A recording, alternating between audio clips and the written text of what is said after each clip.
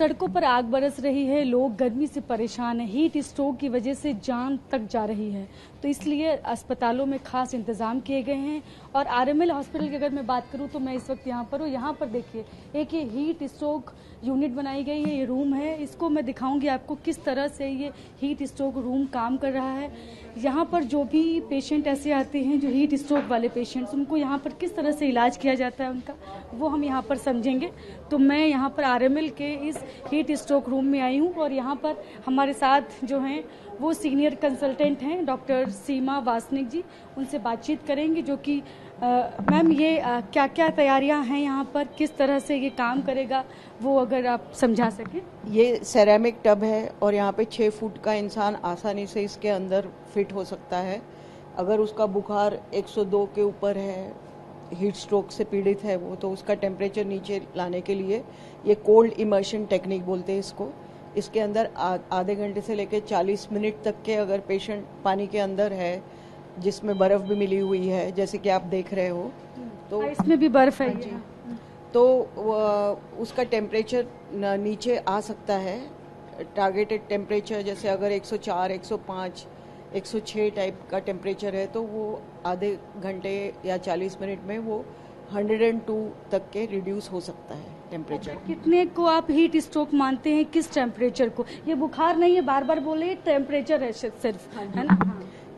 Patient का temperature 102 degree Fahrenheit से ज़्यादा होना चाहिए और पेशेंट अनकॉन्शियस भी आ सकता है या उसको कन्वल्शंस भी हो सकते हैं या कंप्लीटली, जैसे कि मैंने कहा कि अनकॉन्शियस यानी बेहोश आ सकता है पेशेंट, या उसको हार्ट के प्रॉब्लम हो सकते हैं और उसकी पल्स रेट इरेगुलर हो सकती है, एरिथमियास हो सकते हैं, इलेक्ट्रोलाइट इम्बैलेंस हो सकता है, डिहाइड्रेशन और शॉक हो सकता है, या पेशेंट को ब्लीडिंग डिसऑर्डर भी हो सकता है बहुत सीवियर हीट स्ट्रोक के पेशेंट को।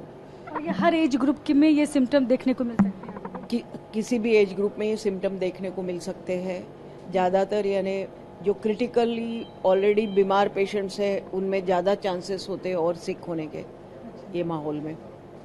तो ये इसके लिए जो ऐसे पेशेंट आते हैं जो सिम्टम मैम ने बताया, तो उनको कैसे इलाज किया जाता है? सबसे पहले आते हैं तो क्या यहाँ पर सारी फॉर्मेलिटीज़ के बाद यहाँ पर पहुँचते हैं? सबसे पहले जैसे ही पेशेंट आता है तो जितना जल्दी हो सके 5 मिनट के अंदर अंदर हमें उसको डायग्नोसिस करना होता है। उसके लिए ट्राएजिंग करते हैं हम। तो ट्राएज जोन है हमारे इमरजेंसी डिपार्टमेंट में, वहाँ पे ट्राएज होती है पेशेंट की और उसमें हमें पता लगता है कि ये पेशेंट हीट स्ट्रोक से पीड़ित है कि नहीं है, या कोई और बीमारी की वजह से उसको बुखार आया है, या हीट स्ट्रोक के एक्सपोजर की, सन की एक्सपोजर की वजह से, हीट वेव की एक्सपोजर की वजह से उसके शरीर का टेम्परेचर बढ़ा हुआ है। तो ये इनिशियली हमें ये असेस करना होता है और पेशेंट जितना क्रिटिकल है उस हिसाब से उसको मैनेज किया जाता है। अगर ज़्यादा क्रिटिकल है और पेशेंट गैस कर रहा है और शॉक्ड कंडीशन में है तो उसको रिससिटेट करना होगा, उसको वेंटिलेटरी सपोर्ट देना होगा और साइमल्टेनियसली जितना जल्दी हो सके उसका टेम्परेचर नीचे उतारना होगा। तो उसके लिए ये कोल्ड इमर्शन टेक्निक से हम उसको टब में डाल सकते हैं। तो 2 लोगों के सहारे से, यानी चद्दर के सहारे उसके शोल्डर्स के अराउंड चद्दर लपेट के पेशेंट को सपोर्ट करते हुए पानी में उतारते हैं और इस तरीके से उतारते हैं। ये 2 मिनट में पूरा टब भर जाता है पानी से। और साथ में ये मशीन है जिसको हीम प्रशीतक कहते हैं। ये एट ए टाइम 50 किलो बनाती है बर्फ और पूरे दिन भर में ये 300 किलो बर्फ बना सकती है। तो ये बर्फ मिलाओ और पानी का टब भर दो और पेशेंट को इसमें उतारो। इस तरीके से उतारो कि वो डूबे ना।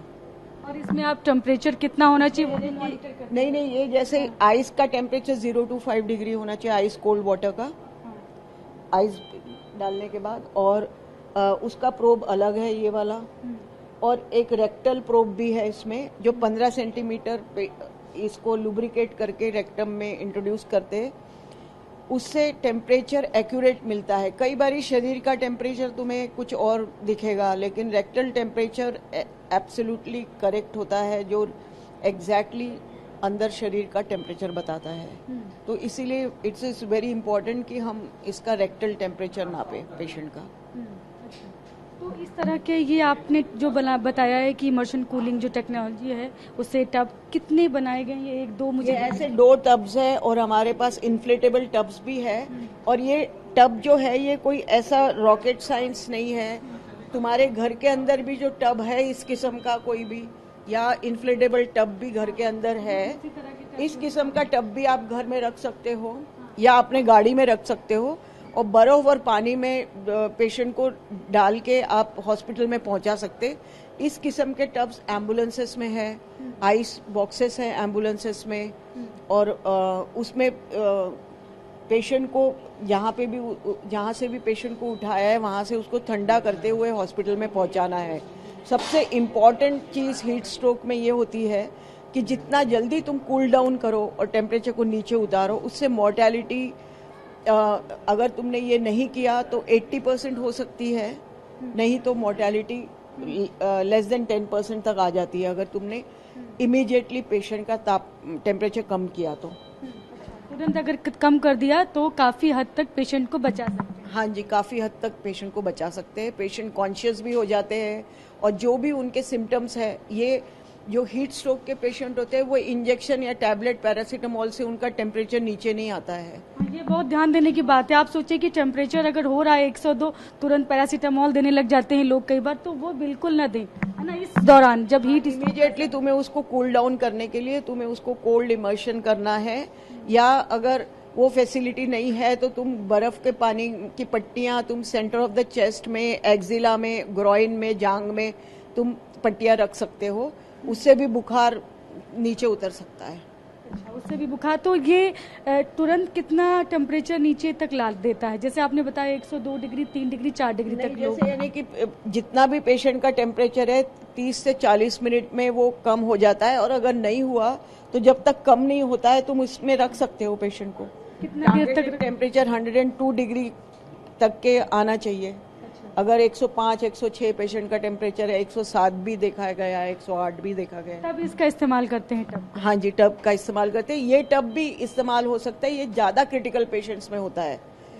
ये वाला जो है ये थोड़ा सा डिसोरिएंटेड पेशेंट है या इवन कॉन्शियस है, वो उसके लिए बेटर है।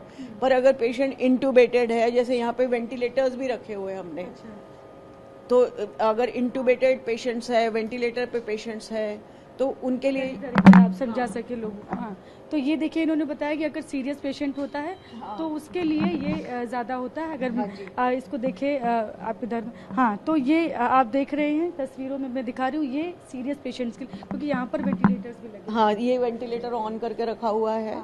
तो अगर ज्यादा सिक पेशेंट है तो उसको वेंटिलेटर पे ही, जैसे मोस्ट ऑफ द पेशेंट्स है उनमें अवेयरनेस नहीं है, वो बहुत क्रिटिकल कंडीशन में हॉस्पिटल में आ रहे हैं, काफी घंटे धूप में एक्सपोज हुए हैं वो, या गर्म माहौल में एक्सपोज हुए, किसी का छत के ऊपर मकान रहता है और बहुत ज्यादा गर्म माहौल रहता है, उसकी वजह से वो बहुत ज्यादा टेम्परेचर बढ़ जाता है शरीर का। तो ऐसे सिचुएशन में क्योंकि ग्लोबल क्लाइमेट चेंज है, हीट वेव चल रही है, उसकी वजह से जो मैकेनिज्म होता है टेम्परेचर कंट्रोल करने का नॉर्मली शरीर का, वो नहीं हो पा रहा है। इसीलिए हमें स्पेशली ये ऐसे हीट स्ट्रोक यूनिट्स हर हॉस्पिटल में अवेलेबल फ्यूचर में होने चाहिए, बिकॉज आगे चल के ये प्रॉब्लम बढ़ सकती है। अच्छा, ये जो आपने बताया ये क्या बच्चों के लिए भी ऐसे ही हम उनका भी इलाज हीट स्ट्रोक से? बच्चों को भी रखा जा सकता है बर्फ के पानी के अंदर और उनका टेम्परेचर डाउन किया जा सकता है। लेकिन वो अगर मान लो कोई पेशेंट, ये वाला जो आप एरिया देख रहे हो ये एडल्ट का है, पीडियाट्रिक का अलग यूनिट है। तो यहाँ पर अभी कोई पेशेंट, अभी जब से ये बना है उसके बाद से कितने पेशेंट का कुछ आया, कोई आया? जो पेशेंट के डेटा और स्टैटिस्टिक्स जो है, हमारे पास तो इमरजेंसी में पेशेंट्स आते हैं, तो डेटा और स्टैटिस्टिक्स के लिए हमारे मेडिकल सुपरिटेंडेंट के और हमारे जो नोडल ऑफिसर है उनसे आपको डिटेल डेटा मिलेगा। तो देखिए इन्होंने बताया ये वाला जो है बेड, ये जो बनाए गए हैं इस तरह के, ये है सीरियस पेशेंट्स के लिए, क्योंकि इनका पास में यहाँ पर देखिए ये वेंटिलेटर्स भी लगाए गए हैं। और यहीं दूसरी तरफ अगर मैं बात करूं, ये जो टब्स बनाए गए हैं यहाँ पर जो वो पेशेंट्स आते हैं जिनका जो वो वेंटिलेटर वाले पेशेंट है और ये नॉर्मल पेशेंट जिनका टेम्परेचर बहुत ज़्यादा होता है। बार बार ये कहा जा रहा है कि ये जो टेम्परेचर है ये फीवर नहीं है, ये शरीर का जो ताप गर्मी की वजह से बढ़ता है, हीट स्ट्रोक की वजह से जो बढ़ता है उसके लिए है। तो यहाँ पर ये बर्फ़ से इसको रखा जाता है, पूरा इसमें पानी में डालकर। उन्होंने बताया मैम ने किस तरह से टेम्परेचर कितना होना चाहिए वो भी बाकायदा मॉनिटर करते हैं और उसी के लिए ये अलग से बकाया ये यूनिट बनाई गई है, हीट स्ट्रोक यूनिट।